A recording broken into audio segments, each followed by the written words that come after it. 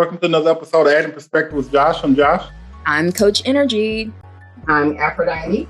And I'm Emmanuel. All right. So today we're going to talk about once a cheater, always a cheater. That I guess myth, maybe factual. We're going to talk about that. So if you happen to, be with somebody that has had a history of, stepping out, not on you per se, but on other people, would you consider that person being a habitual cheater? Like one of those people is be like, okay, he cheated on that person. What makes you think he won't cheat on me? Right? So in my thought process, when I think about that topic, I think that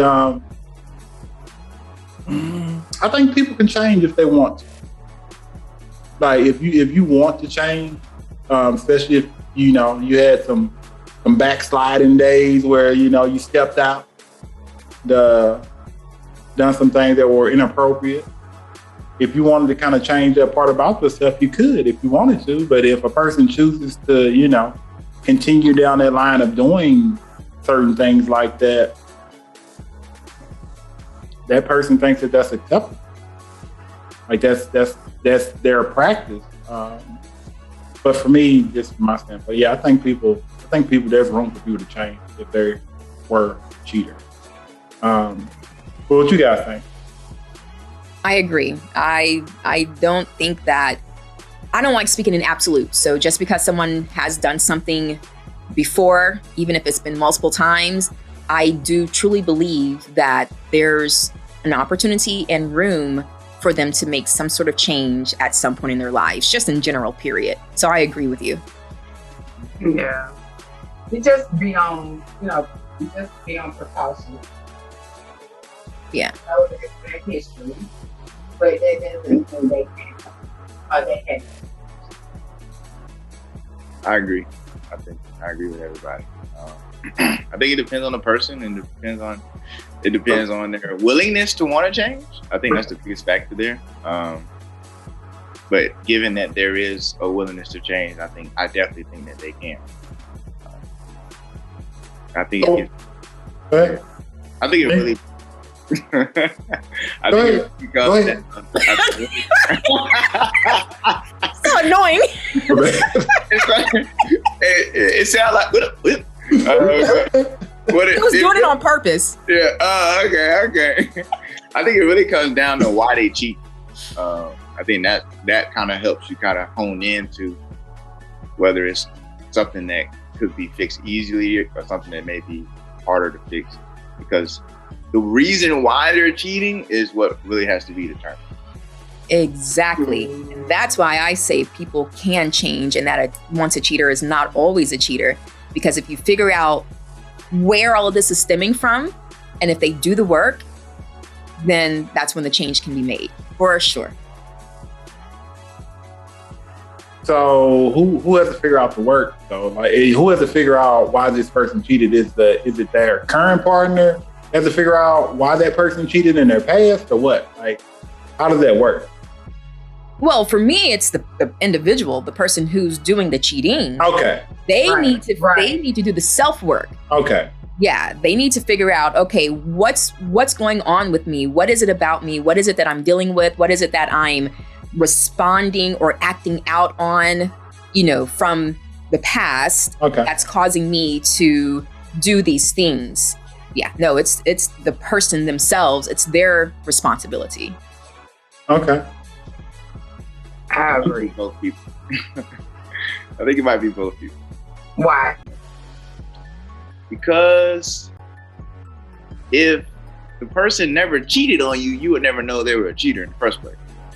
Like, unless you just know that they're a cheater when you get into a relationship with them. But you get into a relationship with them, you're assuming they're a good person, and then you get cheated on, right? So then at that point, you're involved, right? And it's now not just that person figuring it out. They've been cheating all their lives. they've been cheating all their life. So the likelihood that they're just going to stop one day and just be like, oh, why do I do all this cheating? Like, all right, like that's unlikely. It's going to have to be prompted, and it's going to have to be prompted by you or whoever the person is who acknowledges that they're a cheater and actually wants to help. Because a lot of times people see that and they'll just separate themselves from the situation entirely. But I don't think a person can help themselves by themselves unless they're prompted or they lost somebody who they just really, really cared for because of the problem. And that may be an instance where they help themselves, but more than likely is if they really have a problem, they're going to probably cheat before they're that deep into the relationship.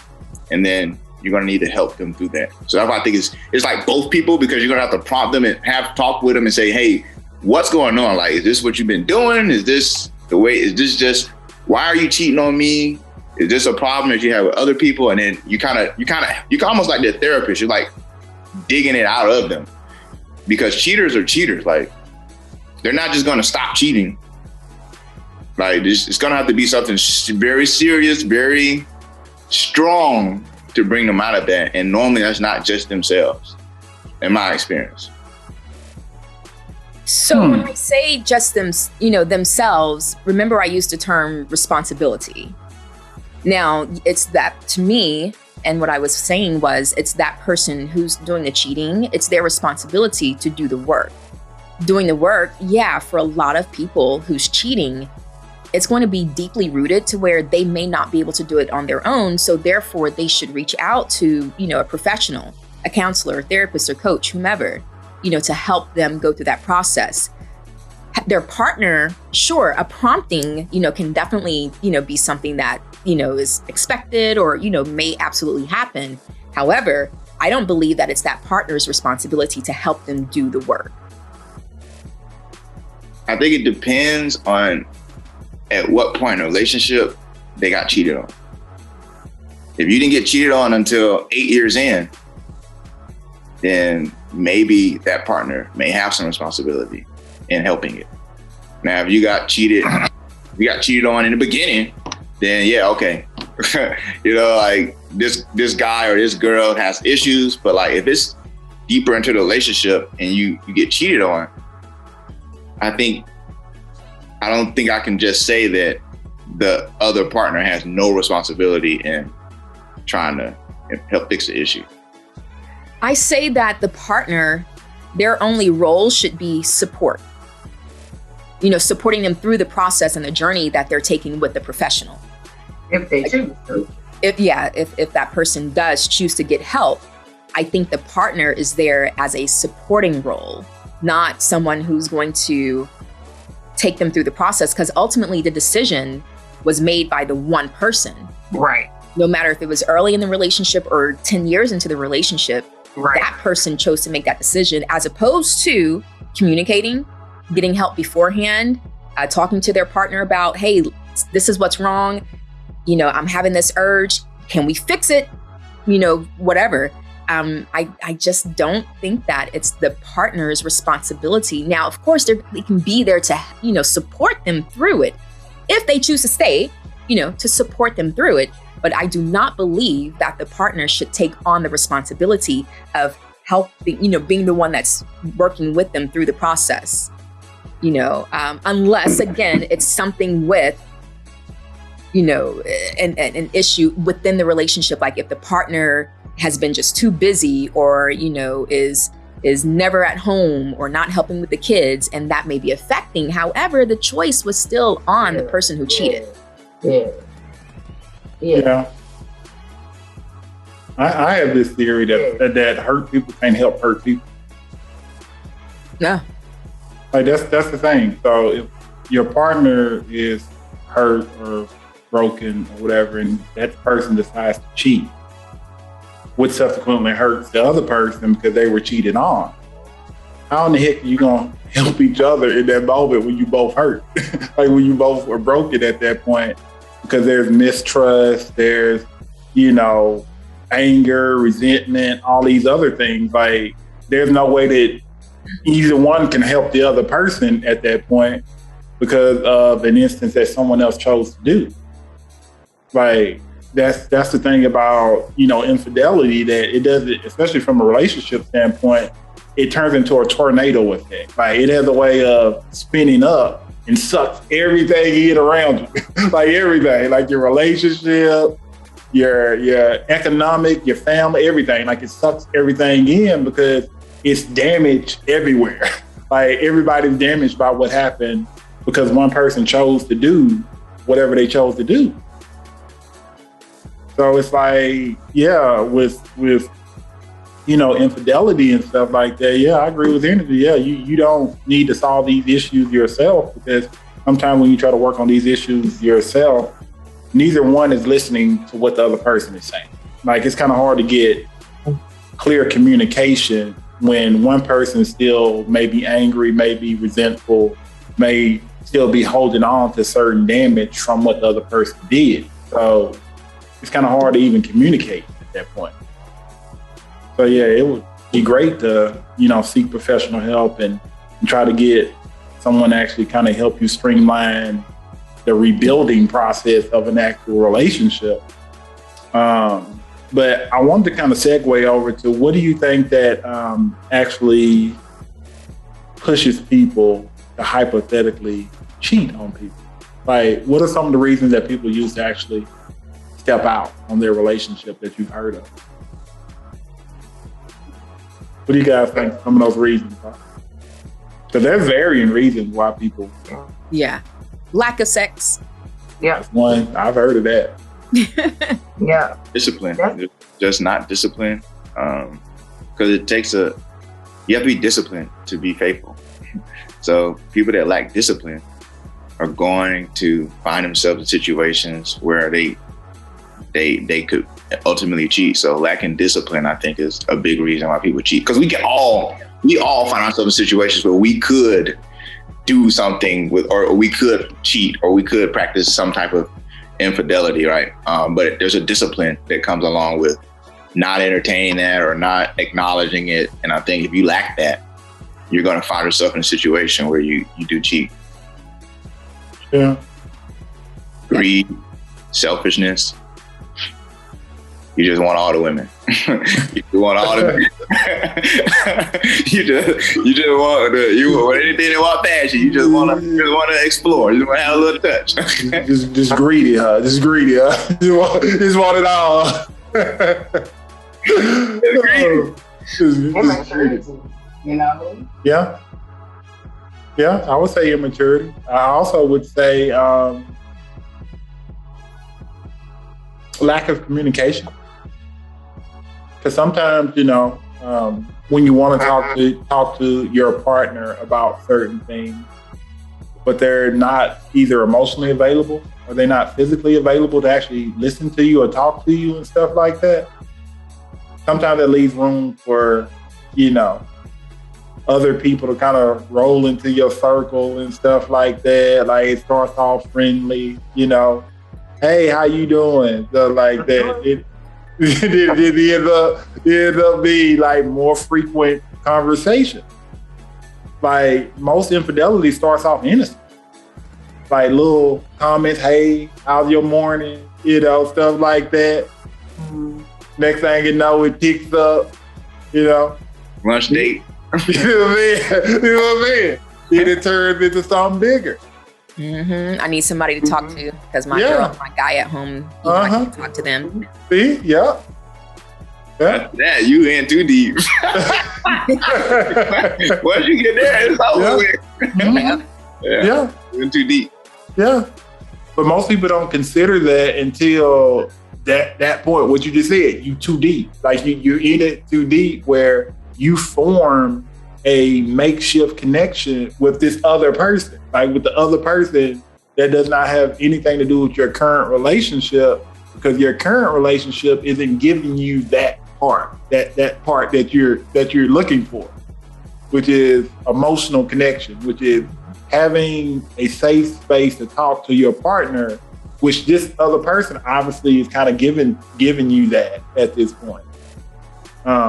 But they're fulfilling a fake role, at this point. They're not fulfilling everything for you. They're just taking up space with that part that you're not getting. Right. They don't have to fool you full time. That's what I'm saying. Right. Yeah. But that's where most people get locked into that. Yeah, because they don't take heed to those first signs, the senses that come over the body, that says, ooh, wait, maybe this is wrong. Or, like they don't take heed to those first little moments that happen when that smile comes across from the other person, or that, that hug, or, that too friendly conversation, And that little emoji that be coming through in the morning and stuff like that.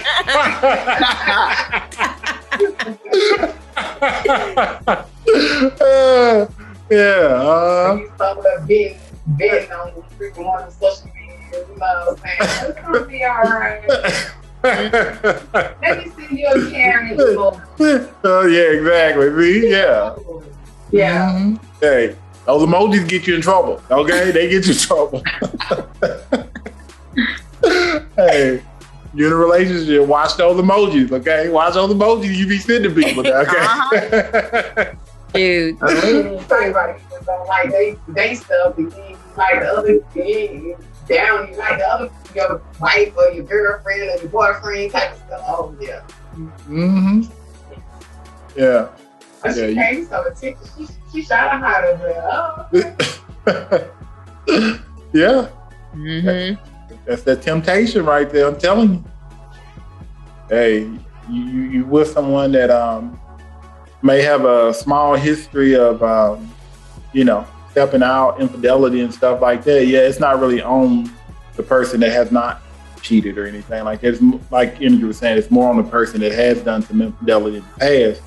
And that person definitely needs to take a self-evaluation of their communication pattern. Like everybody in their circle, like everybody, okay? Like look through your text messages. I told you, check those emojis, right? Like look at what type of emojis you send it out there to this world and stuff like that. Especially on social media and stuff like that, because that's what really get people stuck. Like they do, like all these friends that you may be connected to and stuff like that. And then people start downloading these they like put these little pictures online. Oh, you harden it. You come dropping comments on the side and stuff like that. Oh, yeah. That will really start roping people in then. It does. Shoot, social media gets so many people in trouble. Oh, it's even, I know we were saying communication and social media and stuff, but, a lot of times you do hear, and I have heard this before, when a person cheats because they've been dealing with a very insecure partner on a consistent basis. Yeah. I mean, I think they just don't want to be with that person. Ultimately. Yeah. But I mean, when you're dealing with somebody that's very insecure and consistently, and I'm just speaking because I know it came across my conversation. So if you're dealing with a person inconsistently, they always talking about you cheating, or you looked at them, and all this crazy stuff. I've heard them people say like, man, that really make me want to go do it since I'm always consistently being accused of it. Like at some point, why not make like I have heard it. At some point, why not make it come true?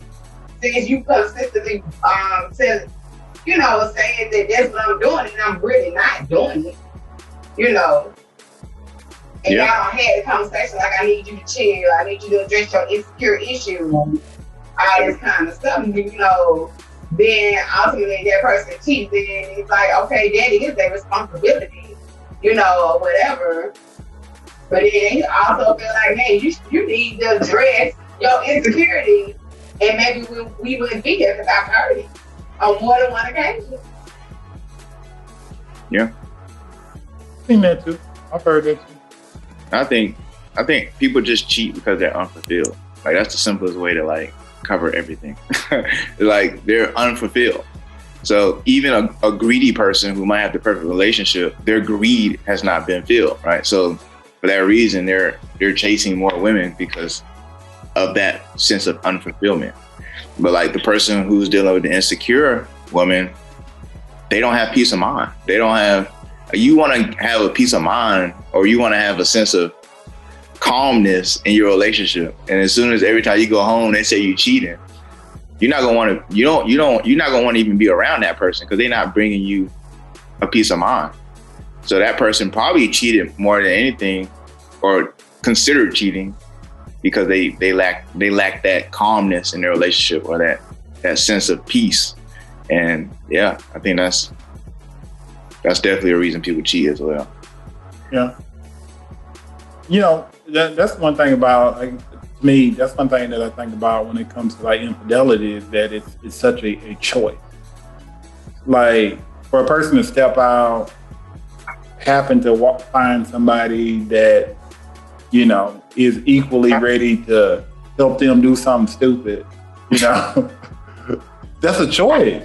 Like, especially when you know that, you know, you may have somebody good at home, or, you know, somebody like a good family structure, good relationship, or whatever, and a person might logically think, like, and this is a logical, thought-based act, that, hey, let me go and do this or whatever, even though I know I have all these other things going on and stuff like that, and you label the reason why you did it, and that's what that's what's so stupid to me too. When people label what they did, then try to rationalize it. You know what I'm saying? Like, try to rationalize the fact that they made this choice about going to sleep with someone else because of this, right? Right.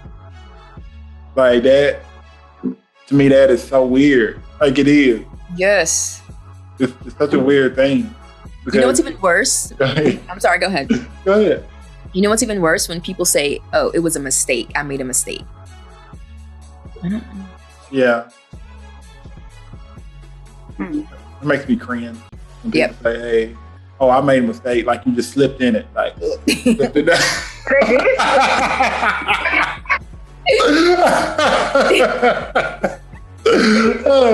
Hey, yeah, they did. Hey, they did. Hopefully they wrapped it up first, but I mean, hey, they did slip in there, okay? Because if they wrapped it up first, that's a conscious effort. Like, it's just time, open up that wrapper, put it on. You know what I'm saying? That's a conscious effort right there, okay? Like, you had time to stop at that point, okay? Like, you had time to say, hey, I ain't gonna do this. Right. Like, you saying? I think it can be a mistake. I really do. It sounds crazy, but I think it can be a mistake. And it's not one mistake, it's a lot of mistakes, ultimately. But I think we make bad decisions sometimes. It's a conscious decision. The first time may be a mistake, but I might give you the first time by a mistake, but come on, man, you don't get a whole lot of them saying mistake. I think a person can make a series of bad decisions, calling it a mistake. That's what I'm saying. Oh, calling it a mistake. Yeah. So I'm not saying that's justified, but I'm saying, like, it's a series of bad decisions, which is ultimately a mistake when it comes to what they know they should have done versus what they did. Not necessarily that it happened on accident, but the mistake is that they didn't do what they should have, and they did what they felt, or whatever reason they did. That's the mistake, not necessarily that it happened, but it's the error in judgment that is the mistake that people refer to when they say I made a mistake. It's an error. I think that's what they're saying. It's like, I made an error. There was an error in my judgment, and that's the mistake. I don't know if that makes sense, but yeah. How many errors in judgment you get for a mistake? How many errors in judgment you get for what? A mistake. Okay, so let's just say, like, there's a period in your life where you're feeling some kind of way and you aren't handling it maturely. It's a period in your life. It could be a mistake. No. I don't know. I don't know. It just depends. Like, it's very hard to wrap my head around that because it's like, do y'all look at a mistake as one action? No, I'm just saying like. So let's just say I go to college for 3 months and I'm like, this was a mistake. I went to college for 3 months. I went there every day and I knew what I was doing. But at 3 months, I decided, you know what? I don't even need to be here in college. That was a mistake. No. I'm just you know what? I would really go with you on this, but I'm trying to figure out if that third eye wasn't connected to you, right? Like think about that, right? Then you would call it a mistake. But it's like your head, your heart, that third eye, it was all going in the same direction. You know what I'm saying? Like it was like everybody was going in a different direction. So, we don't know that all the time. A lot of times the heart leads the head. Or another head leads another head. So there's somebody who has leverage over the others. There's not always like, oh yeah, we just all want to do this. Sometimes there's different pulls depending on the situation where some part of you takes that stronghold and leads you to take a certain action. And it may take a while to realize it. You may have to get caught. You may have to burn yourself, but you will ultimately sometimes realize like, I shouldn't be doing this.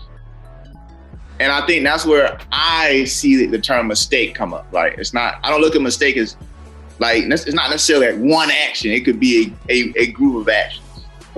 I don't think it's the same thing. Yeah. I go to school every day. I think I'm gonna keep using that. I'm gonna keep using that example because that's an example where I did something. I don't think that's a good example. It's a great example. I go see this person. I go see my mistress every day. Okay. And after 3 months, or it might not be 3 months. I think 3 months is a long time, but whatever, 2-3 months, a month, I determine I should not be doing this. I determine I don't need to go to school. I want to start my own business. I need to be with my family. I don't need to be stepping out. This was a mistake. And that's where I see a mistake. And that, in my opinion, is one mistake. That all of those days with this person, the person is the mistake more so than the cumulative days, right? Just like college is a mistake, not each day I went to college or whatever it is. That's where I look at the mistake. I don't know. That's just, like I said, I think people make mistakes, and I think it could be done repeatedly based on a certain mind frame, and they may not realize it until something triggers after X amount of time, right? Week, 2 week, 3 week, it could be depend on the person. I do believe it's conscious though, like Josh said, it is conscious. You did make this decision, so I'm not absolving them of that. But I think we all have errors in judgment sometimes. Yeah. No, I got you. Yeah. My thing is though, after a person makes a mistake like that, should a person take a person back after that? You know what I'm saying? Like, should you stay with a person just because they made a mistake like that? That's the situation. Yeah, I agree. It depends why. Why did you do this? So you saying that a person should stay with a particular person because based on the reason why they may have done that? Right. I don't know if you need to stay based on the reason why you did it. You know, first of all, you staying is your choice. You know, that's a choice that you have to make, you know what I'm saying? But you also need to know, you know, have a very open and honest conversation on what it looks like for you to stay. You know, but I don't agree with just saying because, I did this because you didn't talk to me yesterday. Like, whatever that I did, this reason was, I don't think you should stay on just according to that. Because it takes a lot to build that trust back. It takes a lot to bring you back up to where you will really want to trust that person again. So to me, no, I you're not staying based upon that. I think it's situational. You know what I'm saying? It comes with a lot of forgiveness because you gotta forgive too. You stay in a relationship and you haven't forgiven them, it's still not gonna be good. Yeah. Yeah. It's hard. I mean, and the main reason I say that it's hard to stay in a situation after somebody like committed infidelity. Like it's hard to stay. Oh yeah, it can be hard to stay. Yes. I truly understand. I know I've seen it before. Yeah, I mean, but that's for me. I think that's the thing. It's not. It could be hard. It is going to be hard. Like there's not a could. It is going to be difficult because you're going from trusting a person wholeheartedly to not trusting that person at all, or even just a little bit, because of the fact that they chose to do something that was against the relationship, and then also you. So you putting yourself in a situation where you're physically reliving that moment every single day. Like you physically, because that person is still there. Like when you look at that person, you're gonna see what that person did.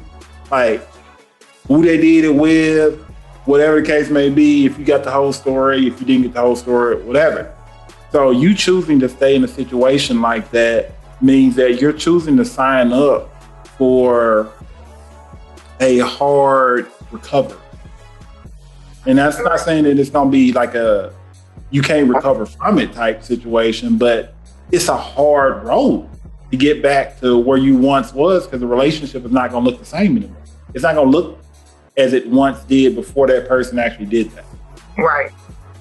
Like you're going to have to create a new friendship, new relationship, new marriage. Like it's got to be like completely different. Situational, it would be up to that person. You can't really make a decision for them. Yeah. You know what I'm saying? It would be up to them. But that would be after something that they have to weigh all their pros and their cons about. You know, if they up for the challenge, if they're up for, you know, trying to start off a new friendship. Yeah. You know, that'll be based upon, you know, like they tell them. Even if it's legal or breaking for. Mm-hmm. Yeah. I think a lot of times people act as though they won't stay, but they will. And I know that's a strong statement, but in the grand scheme of things, when it comes down to the relationship, what's invested, how long you've been with this person, generally people stay. Yeah, generally people stay. Generally, if it's a long-term relationship, you know, it is a struggle, like Josh said. It is definitely a struggle. And I think the reasoning why is more important than anything else. Because one, you want to make sure it doesn't happen again. If you decide to stay, like Aphrodite, you know, if you decide to stay, you need to be absolutely sure that whatever led you to do this will not happen again. Right? So the reason why they cheated is so important. The thing about it is you can't even guarantee it won't happen again, though. You can. But you can guarantee, based on the reasons, that the circumstances are not going to be as likely based on the reason. Depending on what the reasons are. Well, yeah, I was with my boys, and you know, after work we always go out, and all right, so maybe you don't need to go out after work every day anymore. You know, maybe your boys are a bad influence. Just being real, like is your boys more important than your family, your wife? Because right now you're at risk of losing them through your actions, right? So like, if you find out that maybe he was influenced, maybe she was influenced, maybe she was unfulfilled because of something you personally weren't doing, maybe, you know, it could be a myriad of things, you know. But I think like you have to know why it happened. Even for your personal ability to move forward. You're going to move forward just scared. You're just going to be scared because you don't even know why they cheated. You're just hoping it doesn't happen again. So like your ability to move forward is going to be so much more difficult if you don't understand why it happened, because there's going to be no comfort in knowing that it won't happen again. It's just going to be like, all right, I don't know. I don't even know why he cheated. He could do it again. He said he wouldn't, but I don't even know why he did it. And I think that's going to make it a lot harder to move forward too. Yeah. I don't know. You say that it gets me stuck. I mean, even to hear the reason why though, that's going to help you. It's going to help you. Have you ever seen them movies? They be like, wow. I get that, man. But we talking about somebody it's real cheated and just being like, okay, bump this over here. I'm gonna go out over here and just and do something that's against my relationship, against the other person, against my family, whatever. This is a literal choice that this person actually making, no matter if you high, drunk, sick, whatever the reason may be, right? Like this is what this person is actually doing. So even to me, and this is my opinion, even hearing the reason why this person may do that still may not give that person any solace. Like that may not give you any comfort because of the fact that there's still a certain amount of healing that has to be done after that. Like, yeah, you know the reason why. Okay, did that really just take that big weight that was just dropped on you off? Like, just because you know the reason why? I don't think that's probably a quarter of that 100% that you got to deal with. That's a lot. That's a lot. Okay. That's a lot. Not if you got 75% left of stuff that you got to really deal with, which is the heavier stuff. That's what I mean. I've heard people say that, Josh. Like, I have heard people say they needed to know why. Like, they really needed to know why. Whatever their rationale is behind it, it is what it is. But truthfully, I have heard people say, I needed to know why. And then I guess they started their process of healing after that point. But it's like, I was told they felt stuck when they didn't know why. Yeah. It's big. It's big. I mean, it really is. I understand that. But let me tell you something, okay? When people, and this is not everybody's situation, when people find out why though, in certain situations, that's ammunition. That's ammunition for any conversation that may come up in the future, right? So it's like, oh, and this is, not everybody does this, but it's like, it's something to use against the other person for the reason why you haven't moved on from that instant yet, right? Not everybody does this, but it's like when certain conversations are had, you can be like, oh, okay, since you went out and did that with XYZ, that's the reason why we ain't back to where we need to be and stuff like that. Some people use that reason as a crutch. Like they throw it back in the other person's face, even though you took that person back. I don't think those people are really able to really at a point where they're ready to move forward. Yeah, they're not. They still there. They're not ready to move forward. They really haven't forgiven the person. Right. Because in all honesty, that's why they keep bringing it up. Because they haven't even did their own healing. Mm-hmm. So that's a different conversation. But what I was just expounding on was a person who told me, like, in order for them to like even sit in their healing and sit in the process, they just needed to know why. Yeah. And I mean, the people make decisions in certain mind frames. I know you say it's a choice. It's a choice. You made this choice, right? And technically you did, but the mind state that someone is in shouldn't be, I guess, overlooked, right? Because that's the engine for the decisions they're going to make. All right. So whatever mind state they're in is going to guide their decisions, and emotions will take someone all the way down left field. Yeah. So I mean, why does matter? It's hard to get past the fact that they did it, but if y'all really gonna try to work towards something improvement, I think you definitely need to know why. If you are willing to move forward, and that needs to be something, whatever the why is, needs to be something that y'all eliminate from being a threat, whatever that is. So eliminate. No more nights with the bros at the bar. Okay, I'm sorry. Okay? You aren't disciplined enough. All right, you can't do it. And you know, maybe y'all can work towards that again. But for now, like, no. So once a cheater, always a cheater. No. No. Maybe. I know. I don't know anybody who's cheated that stopped cheating. Okay, just be honest. Okay? I know the positive side of us wants to be like they can change, but I personally don't know any cheaters who stopped cheating. I do so. Yeah, me too. Yeah. So, do y'all know cheaters that still cheat? Yeah.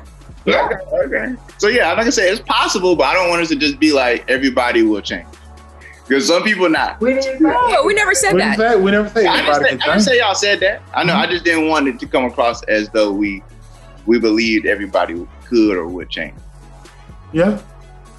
I think anybody has the possibility of doing some, Right. bad things. I think anybody has the possibility to do that, but it's that's a fine line to walk with anybody, though. Like it is. You don't. I mean, especially from a relationship standpoint, you don't know if somebody's gonna cheat on you. You don't.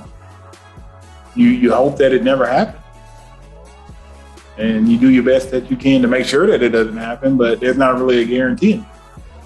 It's not. It's not a guarantee. You can, watch people all day long, and people still find ways to do certain things. I have heard a lot of women say that you're going to get cheated on. It's just about, I don't know, it's like an older woman thing, but I used to hear like, it's not about if he cheats, it's about when he cheats. And it's just like, almost as though like it's going to happen just as long as he's fulfilling his role at home or something like that. It's an older woman thing. I hear that, and that hurts my heart for those. You heard that too? Yeah, I mean, it's not even an older woman thing. Like even now, women of this age range or whatever now, they say the same thing, and they're even more accepting of it, to the point to where they even say, as long as he cheats respectfully. Yeah. Because their mindset and their beliefs are, well, every man cheats, so as long as my man does it respectfully. See, this some meat right here. We just got to some meat right here. This the meat right here. Yes. See? I'm telling you. So it's accepted. It's almost accepted. Like, oh yeah, they gonna cheat. For some women, it is very accepted. You know what I'm saying? As long as you don't bring a baby here, whatever the situation is. Hey, I'm just saying now. I mean, it's unfortunate. Support standard. Unfortunate. Support standard. Yep. It's oh man. To live a life of where you don't believe that you are of value enough. Exactly. To not be cheated on when you dedicate your life and commit your life to someone else. Like, so then you start twisting or changing your perception of a relationship and love, what that truly means, and respect, what that truly means, and loyalty, what that truly means. It's like you have to create this whole new mindset or this whole new relationship that, in order to be able to maintain any relationship that you now get yourself involved in. It's just so unfortunate that people don't know their value and their worth. I just want to say real quick, I knew that was going to get Nrgy talking. She didn't say much tonight, so I had to get her talking. And look, we got her. You're so wrong. I knew that was gonna be the one to get her talking. Yeah, because now you hit on something. All this other stuff. Oh, well, a person decides to cheat because of this, and if they choose to stay, no, that's not the issue. Yeah. It's bigger and deeper than that. and then you brought it out. Yeah. Yeah. So for me, that's why when it comes to a person who chooses to cheat, it's something within themselves. Yeah. That is, it's not about, I understand what you were saying, Emmanuel, about, being unfulfilled.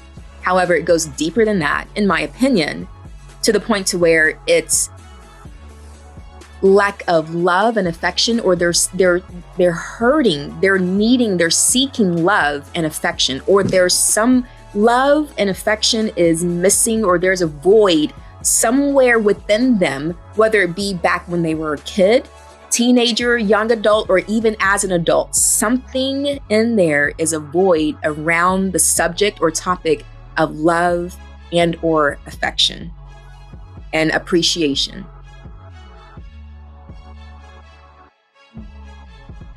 That's true. I agree. Pretty deep. Because everything else is just what we see. The acting out, the choices that they make, the mistakes, that's just what we see. But where is all of that coming from? It's so much deeper. And that's why their partner can't do the work for them. They have to do the work themselves. Yeah. Deep. I think that's a good way to wrap it up, Johnny.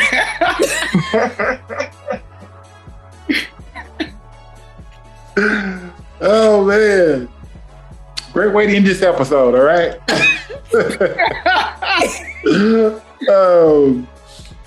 Coach Nrgy summed it up for us. I tell you. So another episode of Added Perspective with Josh. I'm Josh. I'm Coach Nrgy. Know your value and know your worth. I'm Aphrodite. And I'm Emmanuel. Don't get caught. Not just joking.